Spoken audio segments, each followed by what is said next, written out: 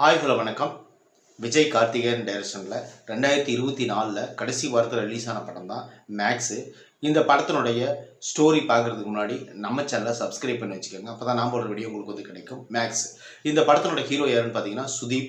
இவர் வந்து கன்னடத்தில் பயங்கரமான ஆளுன்னு உங்களுக்கே தெரியும். அவர் தான் ஹீரோவாக நடிச்சிருக்காரு. இந்த படத்தில் வந்து வரலட்சுமி சரத்குமார், சுனில்னு சொல்லிட்டு ஏகப்பட்ட பேர் நடிச்சிக்கிறாங்க. இந்த படத்தினோட ஸ்டோரி பார்க்கலாம். இந்த படத்தினோட ஸ்டோரி என்னென்னு பார்த்தீங்கன்னா, ரிட்டையர்டு ஆகக்கூடிய நம்ம அந்த படத்தினுடைய ஒரு அங்கமான இளவரசு ஒரு ஸ்டேஷனில் ஒர்க் பண்ணிட்டு இருக்காரு. அப்போ வந்து என்னதுன்னு பார்த்தீங்கன்னா, அந்த ஸ்டேஷனுக்கு ஒரு புதுசாக ஒரு இன்ஸ்பெக்டர் வராரு. அவர் வந்து எங்கேயுமே ஒரு 6 மாதம் 1 வருஷத்துக்கு மேலே டியூட்டி பார்க்க முடியாது. ஏன்னா அந்தளவுக்கு ஒரு நேர்மையான ஒரு ஆஃபீஸராக நம்ம சுதீப் வராரு. உள்ளே வரும்போதே ஒரு பெரிய பிரச்சனையோட வந்து இறங்குறாரு. அது என்னென்னு பார்த்தீங்கன்னா, மது போதையில் வர மந்திரி பசங்களான 2 பேர் என்ன பண்ணுறாங்கன்னு பார்த்தீங்கன்னா, கார் கட்டுப்பாட்டை இழந்து ஒரு டிவைடர் மேலே மோதி ஒரு பெரிய ஆக்சிடென்ட் பண்ணிடுறாங்க. அங்கே இருக்கிற பெண் காவலரை அவமானப்படுத்தி சில விஷயங்கள் பண்ணிடுறாங்க. அதுக்கப்புறம் என்னதுன்னு பார்த்தீங்கன்னா, நம்ம டியூட்டியில் நாளைக்கு காலையில் ஜாயின் பண்ணக்கூடிய நம்ம சுதீப் என்ன பண்ணுறாருன்னு பார்த்தீங்கன்னா, அந்த மந்திரி பசங்களை அடித்து ஜெயிலில் கொண்டு போய் போட்டுறாங்க. போட்டதுக்கப்புறம் அவங்க என்ன பண்ணுறாங்கன்னு பார்த்தீங்கன்னா, ஜெயிலுக்குள்ளேயே செத்து போயிடுறாங்க. சுடப்பட்டு கத்தியால் குத்தப்பட்டுன்னு செத்து போயிடுறாங்க. அப்போது இவங்க மந்திரி பசங்க அப்படிங்கிறதுக்காகவே அந்த மந்திரிங்க என்ன பண்ணுறாங்கன்னு பார்த்தீங்கன்னா, அந்த ஸ்டேஷனில் இருக்கிற தன்னோட பசங்களை வெளியே கொண்டு வரணும். ஏன்னா இறந்தது அவங்களுக்கு தெரியாது இல்லையா, வெளியே கொண்டு வரணும் அப்படின்னு சொல்லிட்டு ஸ்டேஷனுக்குள்ளே ஆள் அனுப்புகிறாங்க. அந்த ஸ்டேஷனில் வர ஆளுங்களை அவர் சமாளித்து அந்த உள்ளே இருக்கிற 2 டெட் பாடியும் வெளியே எடுத்துகிட்டு போய் டிஸ்போஸ் பண்ணாங்களா, இல்லை அந்த உள்ளே வந்து அவங்க கண்டுபிடிச்சி அந்த ஸ்டேஷனையே ஒரு பணி பண்ணாங்களா அப்படிங்கிறது இந்த படத்தினோட ஸ்டோரி.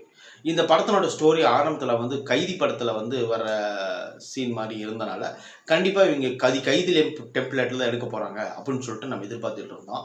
ஆனால் இவங்க வந்து கைதி டெம்ப்ளேட்டில் எடுக்காமல் அந்த ஒரு லைனில் மட்டும் எடுத்துக்கிட்டு அந்த போலீஸ் ஸ்டேஷனில் வந்து அட்டாக் பண்ணுற சீன் மட்டும் இவங்க எடுத்துக்கிட்டு அதை ஒரு பெரிய கதையாக பண்ணி அந்த படத்தை வந்து ஓரளவுக்கு ரசிக்கும்படியாக கொடுத்துருக்கிறது இவங்களுடைய திறமை.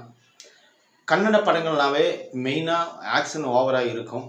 அதை விட வசனங்கள் வந்து அந்தளவுக்கு இருக்கும், பயங்கரமாக இருக்கும் அப்படின்னு சொல்லிட்டு நம்ம சிவராஜ்குமார் படங்கள்லையும் மறைந்த புனித் ராஜ்குமார் ஐயா அவர்களோட படத்துலையும் நம்ம சுதீப் அவர்கள் படத்துலையும் கேஜிஎஃப் படத்துல இன்னும் நிறைய படங்களை நம்ம பார்த்துருப்போம்.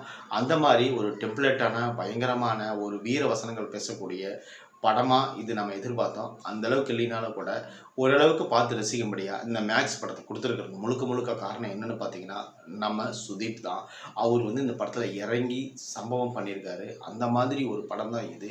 இந்த படத்தில் வந்து நிறையா விஷயங்களை வந்து கலந்து ஒரு ரசிகர்களுக்கு என்ன தேவையோ, மாஸ் மசாலா ரசிகர்களுக்கு என்ன தேவையோ அனைத்து விஷயங்களையும் இந்த படத்தில் கொடுத்துருக்காங்க. அதுக்கு உண்மையிலே அவங்களை நம்ம பாராட்டியே ஆகணும்.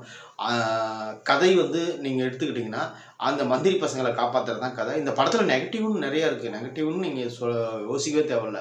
ஏன்னா அந்த மந்திரிகளை அதுக்கப்புறம் காட்டுறதே கிடையாது. முதல் சீனில் வந்து முதலமைச்சருக்கு ஆப்போசிட்டாக பண்ணக்கூடிய அந்த மந்திரிகள் வந்து என்ன பண்ணுறாங்க, அதுக்கப்புறம் அவங்களை காட்டுறதே கிடையாது. கிளைமேக்ஸில் தான் ஒரு பையன் காணாமல் போனால் ஒரு மந்திரியோட ரியாக்ஷன் எப்படி இருக்கும் அப்படிங்கிறத அவங்க காட்டுறதே கிடையாது. கிளைமேக்ஸில் தான் அவங்களை காட்டுறாங்க.